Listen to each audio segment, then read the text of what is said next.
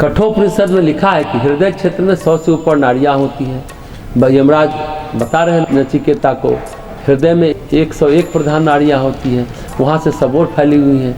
उसमें से एक नाड़ी को सुषुम्ना नाड़ी कहते हैं, जो हृदय से मस्तिष्क की ओर गई है।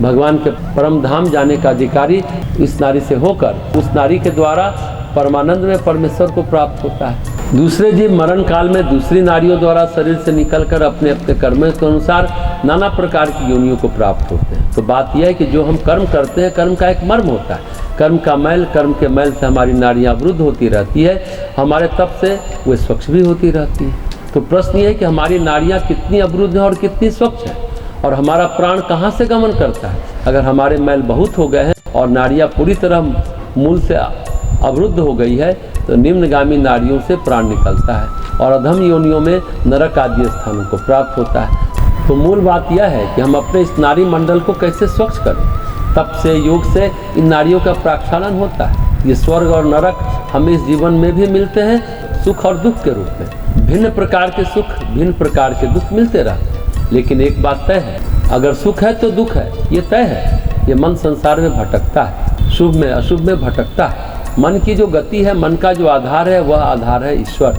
अगर मनोवृत्ति ईश्वर उन्मुखी होगी, अगर हमने जीवन के तत्व को, सार को समझ लिया है, यहाँ चाहे जितना बड़ा शुभ हो वह भी क्षीण होगा, और चाहे जितना बड़ा अशुभ हो वो भी क्षीण होगा।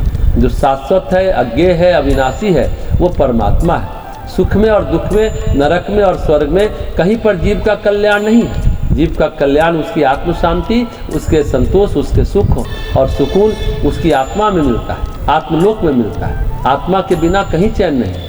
ऐसा समझकर, ऐसा मानकर, ऐसा अनुभव कर जो व्यक्ति आत्मज्ञान की ओर लीन होता है या आत्मा में प्रतिष्ठा की ओर लीन होता है, आत्मवृत्ति को, अपने चित्त को, अपने नाड़ी मंडल को तप के द्वारा शोधित करता है, योग के द्वारा उसको भगवत चेतना से युक्त करता है, या भक्ति के द्वारा भगवान के भाव में विभोर रहता है, उनके बचने का, उसके लिए बचने का, समझने का सबसे श्रेष्ठ यही उपाय।